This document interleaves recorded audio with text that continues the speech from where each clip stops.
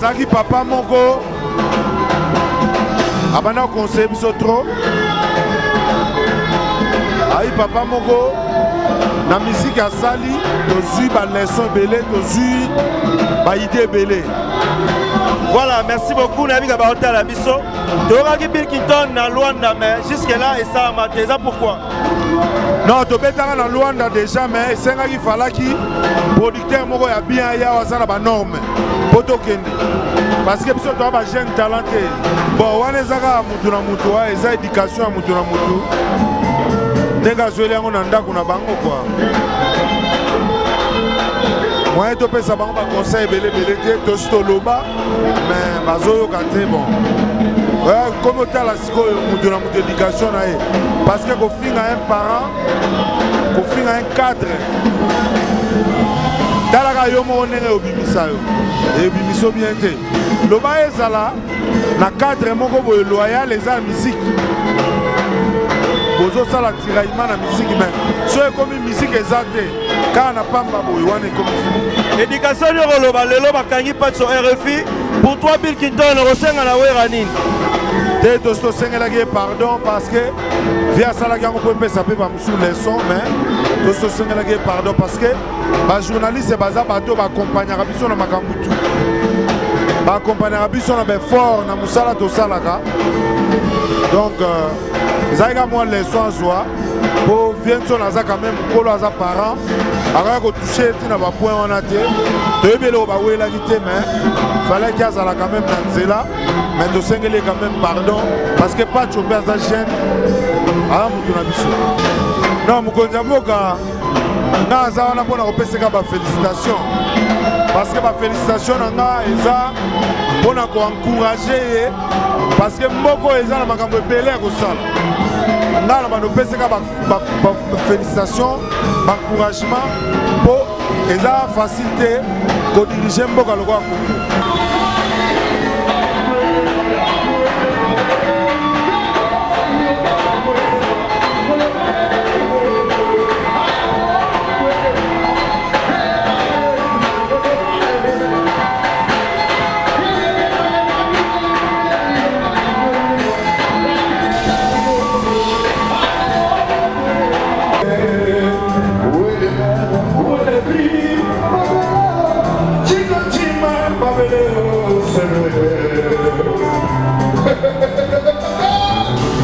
Ngam na baki baleka uki bambisa minene babi 5e génération. Baki marambula na mpepete. O ba oya na mupepe. So bazana ba base solide baroleka. Lende tozoloko ta papier elenge ya Congo. Glody Diasika. La mignonne. Hey! La mignonne. Tracy Mbelenga bro. Tracy Mbelenga bro. Kata.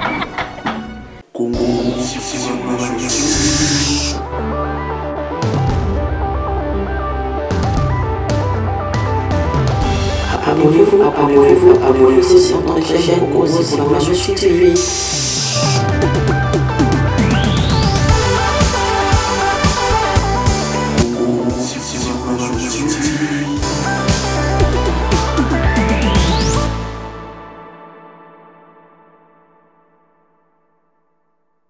Papa, bon c'est souci na bino les soucis pour la potion na bino. Ton confectionneur a produit cosmétique sur mesure. Donc pour ce pas na biso aza la solution na e. Au bangate. Donc maman utiliser ba produit, ya ba hydroquinone, ba javel, ba tube, ba sulfate. Au bangate, dernière chance ya pour na yo eza na grâce beauté. Tout ça là ba produit naturel à base de fruits. Pour réparer ba poso ba papa bobo salate pour mandef to réparer capé ba bouton ya mandef ba mama toza wana pour arranger poso pour ko pesa uniformité kolongola banduta kolongola ba tâche donc boya bozala bienvenue na grâce beauté ce boyo vous contacter biso facile donc pour la Facebook na biso grâce beauté cosmétique Paris sinon vous contactez ngai na WhatsApp 0033 6 10 39 13 08 au diagnostic. Voilà, mesdames et messieurs, Mathieu Banché avec Bill Kinton Malkitosh. Merci à tout le monde. Merci à la RTVS1, merci à Elenga Congo, Tracy Melenga Pro. Merci aussi à Tabitha Mbongo de Paris. Donc, respect à vous, femmes responsables. Bande de rebelles, Bill Kinton, bonsoir. Bonsoir. Santé bonne. Kitoko trop. Lelo yo, toye mingi mingi. Poto solana yo, santé orchestre c'est ok bonne. Ouais, santé orchestre c'est bien. Ah, nous sommes en pleine répétition. Donc répétition de ça la orchestre ça la toujours na ma colonne quoi. Donc tous en plein pour ça là. Merci beaucoup Papa Lutumba Koufi pour na yo rolobani. Bon, ils passent ma casse parce que tu as perdre plus qu'une icône. Donc ça ne passe ma casse. Donc tous là na famille naé, tous compatir na famille naé. Na Bartis Nyonso. Donc, tu as perdre vraiment un grand monument. Ma relation est malade, Mozaki n'a pas envers Papa Lutumba. Non, Azaki Papa Moko. Abana conseil trop. Aïe Papa Moko. Na musique à Sali, tu as eu ba leçon belé, tu as eu ba idée belé. Voilà, merci beaucoup Nabiga Baota la Bisso. Tu Bill Kinton na Luanda, mais jusque-là, et ça m'a dit pourquoi? Non, tu peux être dans Luanda déjà, mais c'est qu'il fallait que producteur Moko ya bien ya wasana ba norme. Poto kende. Parce que tu as un jeune talenté. Tu as un artiste oyo. Tu banda kala. Na ebi vraie production, na faux production. Donc Nazara précédé. Ce producteur a bien aillé na gay. Ce producteur ezako yakato beta bongo to kabola mbongo na biloko ane kotati. Lelo belé ba finga we ranson na ba propre frère oboza na bango e belé ba koma bato liboso ya kosala ke lelo ba finga we ranson pour vous Bill Kinton moi na wera. Bon wane zaka mutu na mutu wa eza éducation ya mutu na mutu. Ndenga zweli yango na ndako na bango quoi. Moi, je peux savoir un conseil belé te stoloba, mais bazoyo kate bon. Comme tu as la éducation, parce que quand on a un parent, quand on a un cadre, talaka yo mo nenge obimisa yo. Et bimiso bien te. Loba ezala na cadre moko boye loyal les musique. Bozo sala tiraillement na musique mais soyez comme musique ezate car na pamba boye wane comme éducation yo loba lelo bakangi pas sur RFI pour toi Bill Kinton rosenga na wera nini te tosto sengela ki pardon parce que via sala ki on peut saper ba sous les sons mais tosto sengela ki pardon parce que ba journaliste baza bato ba accompagner biso na makambutu ba accompagner biso na be fort na musala to salaka donc Zaïga moi les soins joie pour venir sur la quand même pour les parents alors que toucher tu n'as pas point on a été tu es bien au bas où il a quitté mais fallait qu'il y a quand même dans là mais tu sais qu'il quand même pardon parce que pas choper sa chaîne ah mutu na biso. Merci beaucoup Bill Kinton batunyo sibauta la yo message roye bisabango par rapport à orchestre na biso et puis par rapport à makam de base à calme mouvement la bango ezali voilà bango ngam na baki baleka uki bambisa minene babi 5e génération baki marambula na mpepete o ba oya na mupepe so bazana ba base solide baroleka mais biso to ana misisa Toki o Petro ozolo belanga état de droit aux artistes musiciens message no yebsana mokonza mboka surtout pour la bino ba mission à Congo bolelaka trop o yebsani non mokonza mboka na za wana pona kopeseka ba félicitations parce que ba félicitations nanga eza pona ko encourager parce que mboko eza na makambo ebele ko sala ngala ba no peseka ba félicitations ba encouragement pour eza facilité ko diriger mboka loko ya Congo toza wana pona ko soutenir chef de l'état na plan na ye na ba action na ino so sala bana poto ba hôtel yo ba passeron na Luanda message no bazala calme masolo eza bien masolo eza bien bana poto nazoya kutu na main donc masolo eza. Merci beaucoup Biko. OK.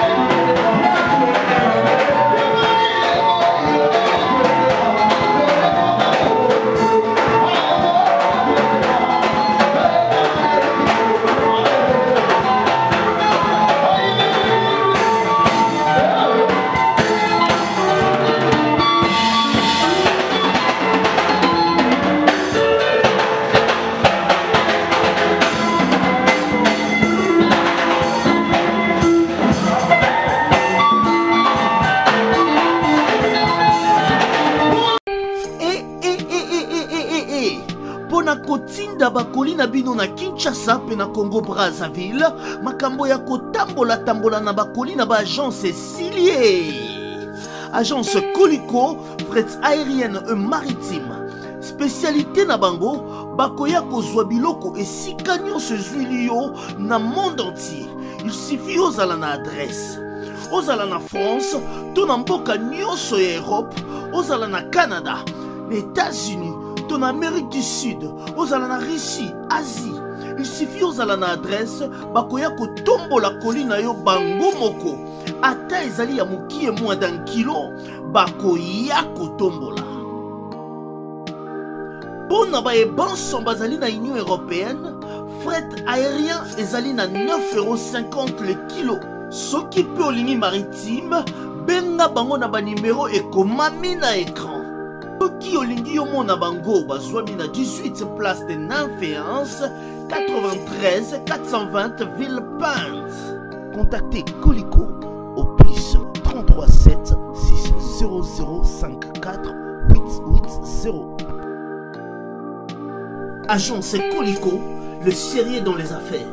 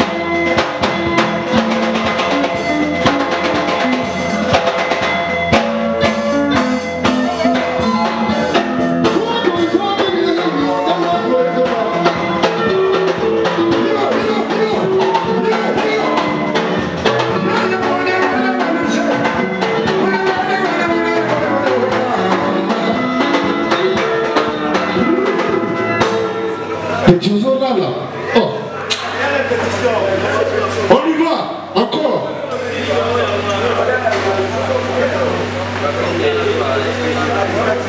Toujours maman, ok.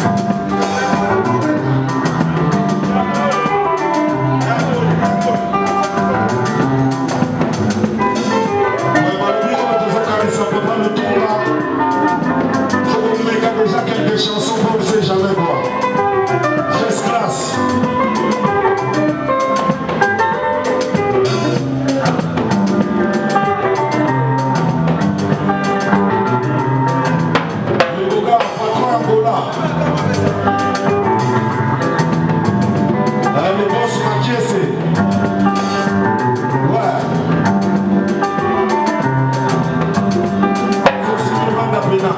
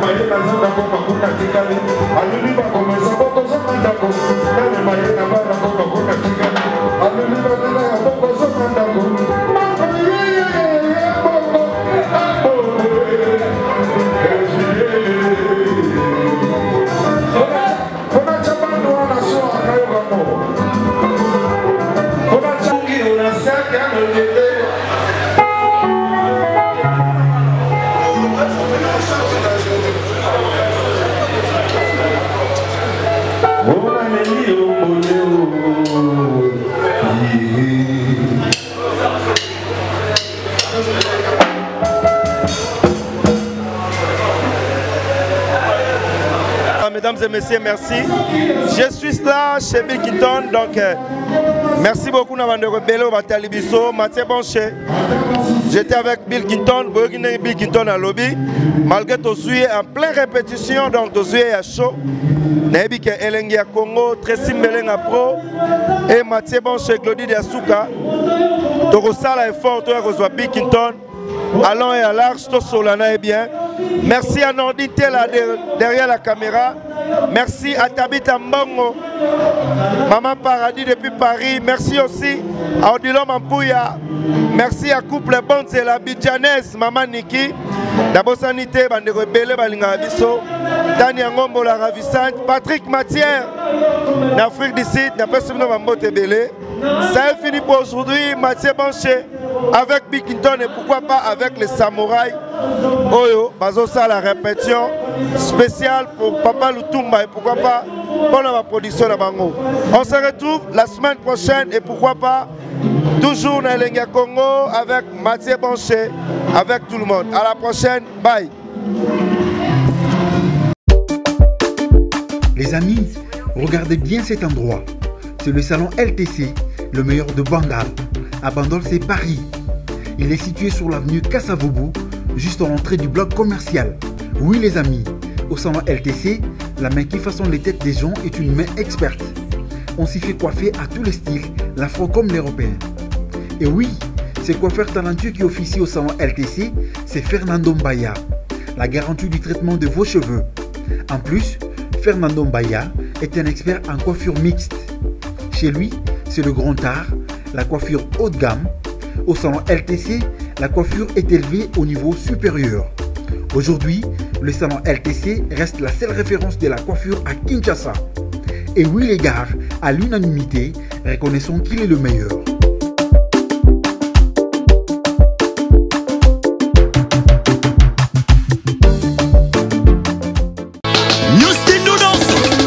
Ili Odia, Wakabase, Wakabase, Chérie Nabiso, Wakabase, Bayaya Swag, Wakabase, Wakabase.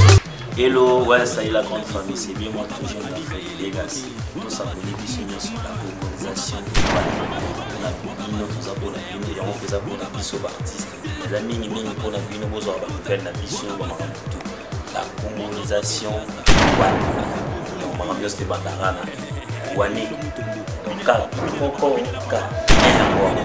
tous à la wana, Utunganga, Napena Tungayo, Seke Totungana, Alebisu, Baï Banzele, Bachona Lobby, Wakabase, bien important la colonisation.